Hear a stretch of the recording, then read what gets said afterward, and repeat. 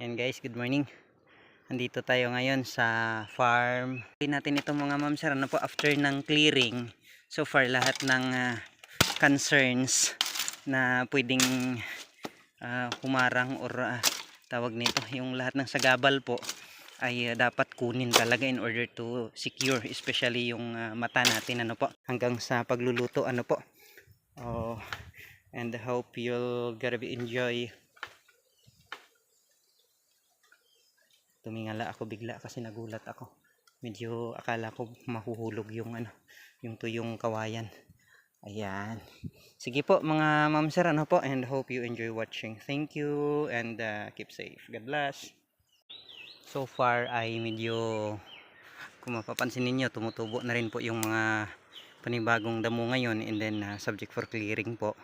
So far this is our second year halos po, pero hindi pa rin natin natatapos halos pag-clearing kasi sa lawak din ng area na dapat i-clearing. And then so far maya maya ay bumabiyahe din tayo, no po.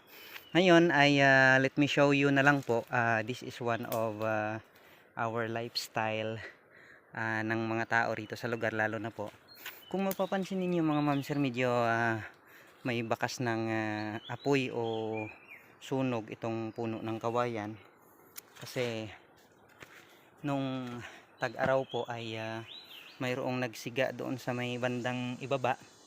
Kung maririnig ninyo mga ma'am sir, yan po ay daloy ng tubig sa ilog, ano po.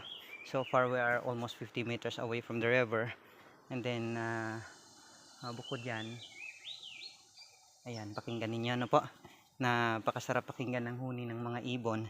So we are here right now at the middle of this bamboo grass, considered siya as tallest grass, ano po. So andun yung ibon po sa ibabaw. Ngayon kung bakit dinocument natin ito, we would like to show you some aspect or way of living ng mga tao sa paligid. So far, if it is especially rainy season, ay tumutubo po ang mga bagong sibol po na nagiging kawayan kalaunan, ano po. Ayun, ang ginagawa nila, kagaya nito po yung ginagawa din natin ngayon, lilinisin mo muna po yung mga heto, yung mga tinik, kasi yan po yung nagiging sagabal. So far yan ay mechanism ng ganitong ano po, likas sa kanila na mayroon silang tinik in order to protect themselves, ano po. So siguro talagang ganun ang pagkayari sa kanila ng Panginoon para hindi sila mabilis maubos, ano po. So far ang gagawin natin ngayon, i-clearing natin ito, ano po. So medyo nagaano ako kasi baka mayroong mga wild animals gaya po ng halimbawa may mga snakes. So far dito sa lugar ay parang wala naman gaano, pero still nag-iingat tayo, no po. So we would like to reconsider that concern in order to protect ourselves, ano po. Kanina ay kumuha din tayo ng bunga ng jackfruit, ano po. Ngayon dito tayo tumuloy. So far ilang weeks akong hindi napadpad rito, ano po. Ngayon ito yung ginagawa mga ma'am sir, ano po, kung paano mag-ani ng bagong sibol ng kawayan. Tapos ginagawa silang gulay.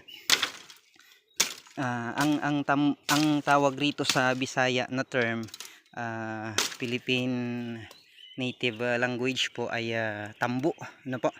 So kukuha tayo ngayon. Ayan, puputulin natin ito mga ma'am sir, ano po, after ng clearing. So far lahat ng concerns na pwedeng humarang or tawag nito, yung lahat ng sagabal po ay dapat kunin talaga in order to secure, especially yung mata natin, ano po. Kasi kapag hindi natin kinuha muna ang mga ito at baka biglang matamaan at tumalsik or pumitik baga, ay baka tamaan naman yung ating mga mata, ano po. So after clearing, puputulin lang natin ito mga ma'am sir, ano po, ganito po.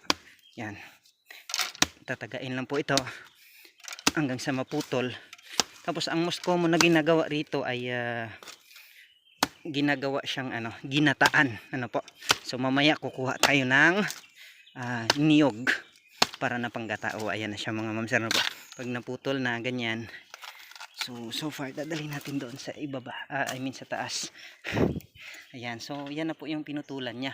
Kung mapapansin niyo mga ma'am sir, mayroon ding mga bagong sibol. Ayan pa po yung maliit na po. So yun yung isa, magkakatabi-tabi lang talaga sila, doon po sa gitna. Hayaan natin muna yung heto, pwede na sana, pero hayaan natin siya mga couple of days, mga 2 to 3 days. Kung makabalik tayo, pwede natin ulit kunin, ano po. Pero so far sa dami na nang nakuha natin ngayon ay mahirapan na tayong ubusin, ano po. But on the other side ay still it is advisable to sell. Pwede siyang i-market, ano po. Magiging source of income din siya on the other side. So ito po yung mga naunang nakuha natin, ano po. So mayroon na tayong tatlo rito sa side na to.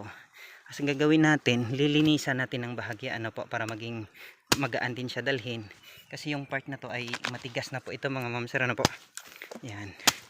Yung malambot lang naman na part ang kukunin sa bandang upper part. Pero so far nagtitira o iniiwanan natin ng medyo matigas na part para in terms of ano na siya, iluluto na siya halos. So isa-slice siya into tiny pieces. Ngayon pag sinagad natin siya doon sa malambot na area, siyempre lilinisin pa po, tatanggalin yung mga dumi na ganito. Sayang, di ba po? Pero ang logic naman ay medyo mabigat lang siya dalhin. Kagaya nito po, pinutulan natin yung bandang dulo. So kapag ganyan po, kailangan within 2 to 3 days ay mai-ano na siya, mai-harvest na talaga siya o maluto na. Kasi umiiba na yung lasa. Sabi nga hindi na sariwa kasi. Ngayon, ang ganito naman po, kung gusto mong magstay or mag long run, wag mo siyang putulan ng bandang dulo na ganito po in order to protect them. Ano po? Ngayon, gaya po nun, doon, yan yung pinagkunan natin kanina, ano po. So marami siyang mga bagong sibol mga ma'am sir, ano po. Sadyang nakakatuwa. Lumusot sila ngayon, gawa nung tag-ulan, yun talaga ang season nila, ika nga parang breeding season nila. Ngayon, totoong mga tumubo din po ito lalo, gawa nung nitong summertime ay may nagsiga doon malapit sa ilog at ang apoy ay umabot hanggang rito sa itaas. At palibasa sa laki ng apoy ay hindi na natin kayang apulahin o patayin, kaya hinayaan na lang natin. So far ang naging advantage naman ay na-clear siya, ano po, yung mga sagabal at ang mga tuyo na puno ng kawayan, yung mga ganyan po, yung mga putol na ay so far naging okay siya kasi naabot ng apoy. Nga lang yung ibang mga sariwa at okay ay medyo nasunog ng bahagya, pero okay lang po yun kasi nandyan na Ngayon, kagaya po noon, sa loob may isa pa po doon na mataas, hayaan na lang natin yan kasi nasa middle part naman siya. Ngayon, mahirapan din tayong kunin kasi marami tayong lilinisan, ano po, para maabot siya. Kagaya nito po, mayroon din po dito sa kabilang side, ano po. Ayan, kaya mga ganyang kalalaki ay pinapaiwan na natin sa diya kasi para dalawang option po. Kung hindi natin siya mababalikan at makukuha on the next day, on the following day, ay tataas siya at magiging lubos na magiging bamboo, ano po, yung kagaya po nun yung nasa itaas, ano po. So marami naman siyang gamit pwede siyang mostly sa mga native culture po na nasa paligid. Halimbawa kung meron man, lalo na po ay ginagawang bahay, ano po, o di kaya ginagawang nipahat, ano po. So what I mean is ito ang structure niya, pero ang roofing niya ay nipa, ano po. So still yan yung mga ginagawang kubo, ano po. So naalala ko yung kanta ng bahay kubo, ano po. Gusto nyo bang kantahan ko kayo mga ma'am sir? Ayan, bahay kubo. Ayan. Iipunin natin siya mga ma'am sir, ano po. Ayan, dalhin natin dun sa itaas. Ayan. So yan lang muna ng mga ma'am sir, ano po. Ngayon mamaya or from time to time mag-update tayo. Let us show you on how to process this hanggang sa pagluluto, ano po. And I hope you'll gonna be enjoy tumingala ako bigla kasi nagulat ako. Medyo akala ko mahuhulog yung ano, yung tuyong kawayan. Ayan. Sige po mga ma'am sir, ano po, and hope you enjoy watching. Thank you and keep safe. God bless.